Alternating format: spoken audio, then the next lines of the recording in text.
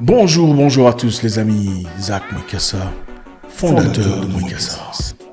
Merci encore une fois d'être là avec nous ce soir à notre nouvelle édition de Red Pill. Notre plaisir est toujours immense. Ce soir, on va discuter d'un sujet très intéressant et curieusement, on aura encore une histoire très intéressante venant du Cameroun. N'adorez-vous pas les histoires venant du Cameroun?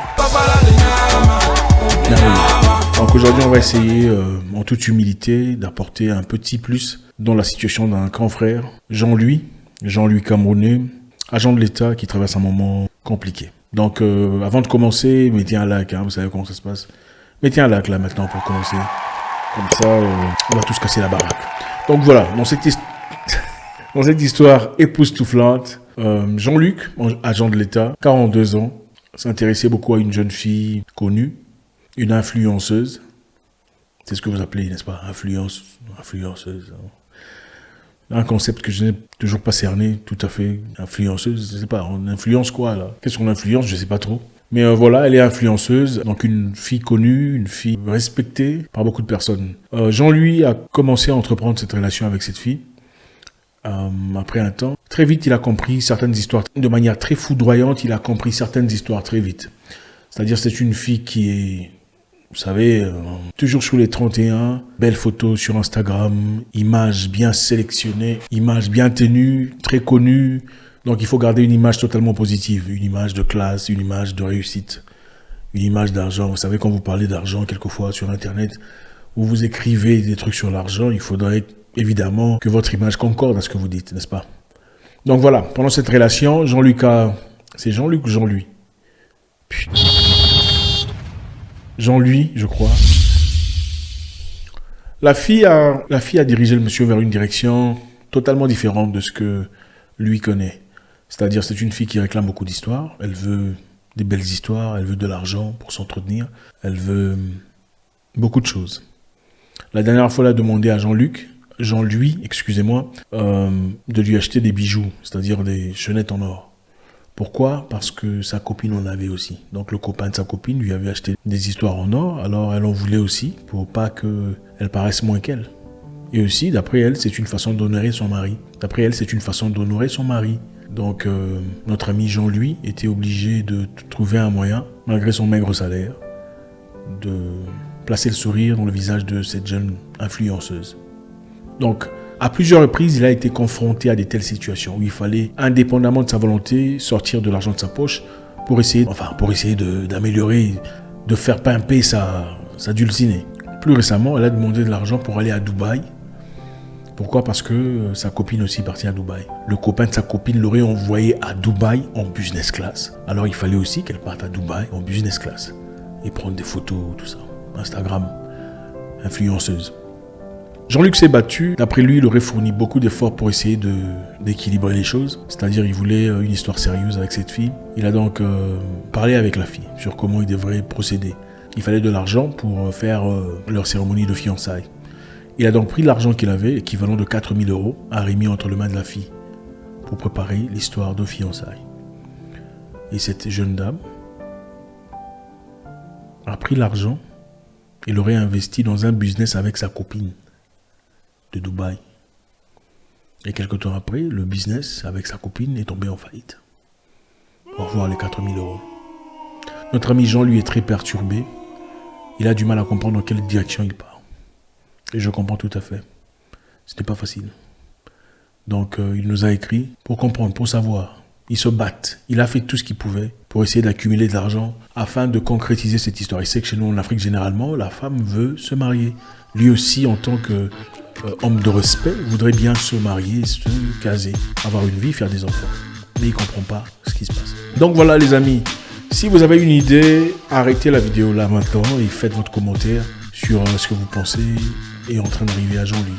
S'il vous plaît, faites-le maintenant, arrêtez là maintenant, écrivez le commentaire, comme ça je ne veux pas vous influencer par rapport à ce que moi je veux dire. Et à la fin on verra ce que vous avez dit et ce que j'ai dit, si ça concorde ou pas. Merci, faites-le maintenant.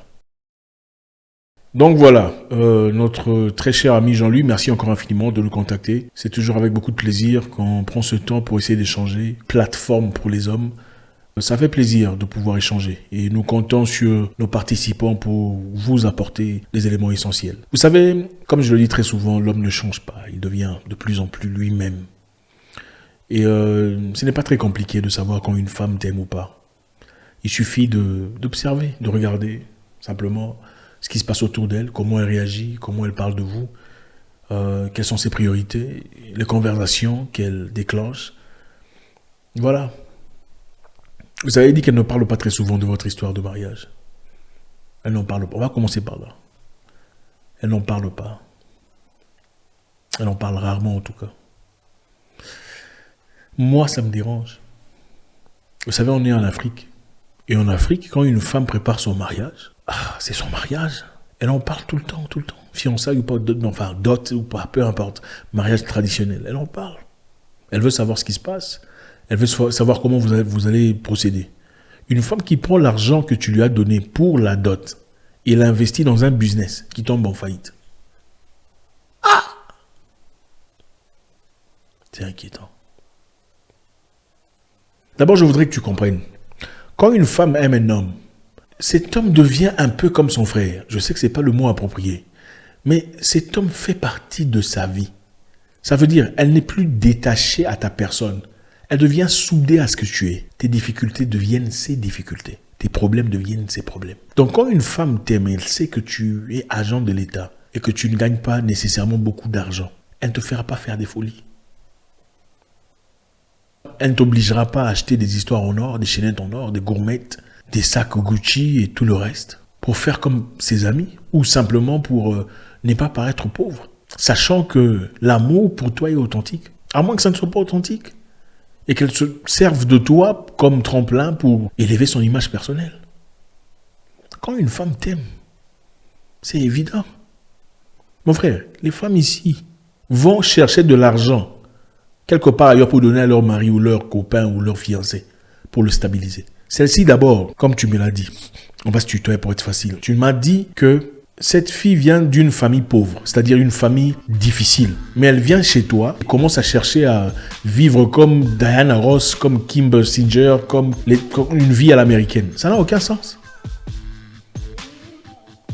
D'abord, il faut comprendre une chose. Et ça, je m'adresse à tout le monde. Quand une fille t'exige des choses sur le plan financier, il faut d'abord t'assurer qu'elle est capable de s'offrir ces choses-là. Je répète, quand une fille t'exige des choses, n'est qualifiée à t'exiger des choses que celle qui est capable de s'en offrir elle-même. Si elle est incapable de s'offrir un iPhone 12X ou iPhone 13 et elle veut t'exiger de lui donner, il faut l'exclure. Il faut donner carton rouge. Ou il ne faut pas.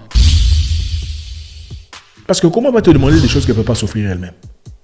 Regardez, il y a demandé, est-ce que tu peux m'aider? S'il te plaît, mon chéri. Et il y a venir t'exiger, oh c'est mon standard. Mais elle est incapable d'assumer son propre standard. C'est la bêtise. Moi je ne sais pas, vous allez suivre une personne sur Instagram. Elle n'est ni star, ni musicienne, ni actrice de cinéma, ni footballeur ou footballeuse. Elle n'est rien. Sportive, comédienne, rien. Mais elle a 150 000 followers. Ok? Elle a toujours des photos pimpantes, dans l'avion en première classe, champagne à gogo, mais elle n'a pas de boulot clair. Vous ne trouvez pas que c'est des problèmes? Vous cherchez des problèmes.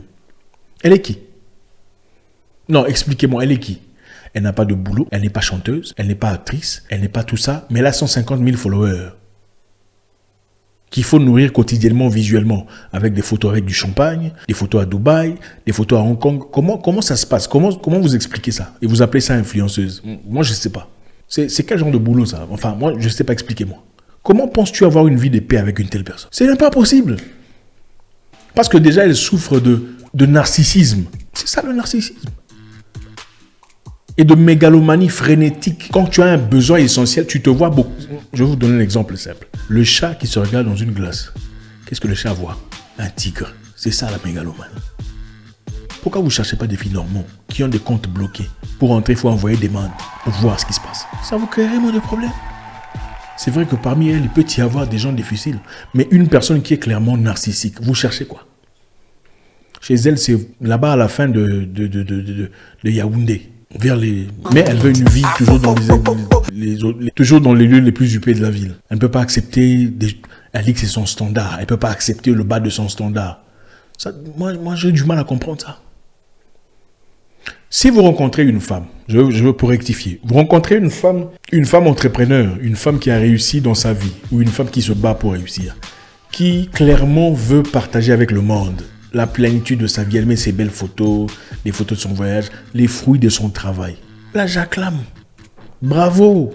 Elle mérite tout ce qu'elle peut vous demander. Mais une femme qui n'a rien foutu de sa vie, elle ne connaît pas comment on travaille, elle ne fait rien de sa vie, mais elle a des photos, je ne sais pas moi comment, 150 000 followers, il faut entretenir tout ça.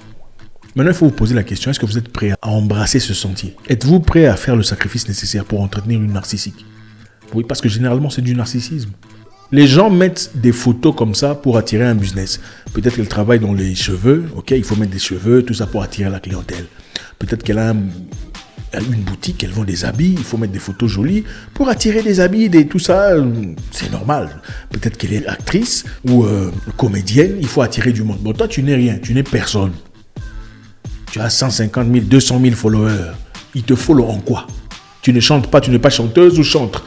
On te follow en quoi? Parce que voilà, même vidéo, tu ne fais pas. Tu ne parles même...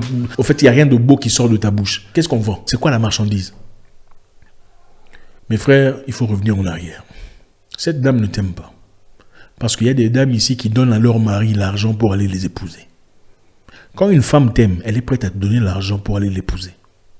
Quand une femme prend l'argent de sa propre dot et va investir ça dans un business, il n'y a pas d'amour, mon frère. Avec tout l'amour possible. Vous savez, l'une des raisons pour lesquelles on va garder le Red Pill en vie, c'est parce que beaucoup de personnes ne réalisent même pas qu'il y a beaucoup d'hommes qui souffrent ici dans nos sociétés. La femme est projetée comme une victime éternelle. C'est toujours les femmes qui souffrent, c'est toujours les femmes qui ont du mal à exister. L'homme fait souffrir la femme, l'homme est méchant et tout ça. Mais il y a beaucoup d'histoires ici d'hommes qui ont du mal à se retrouver. Des gens qui ne comprennent même pas, qui sont embourbés dans des situations complètement impossibles.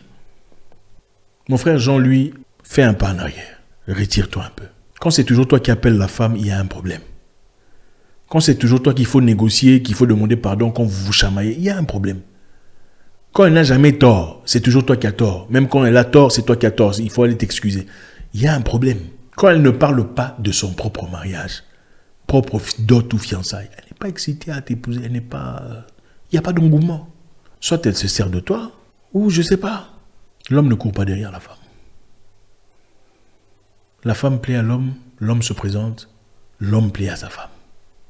S'il n'y a pas ça, les bases ne sont pas là.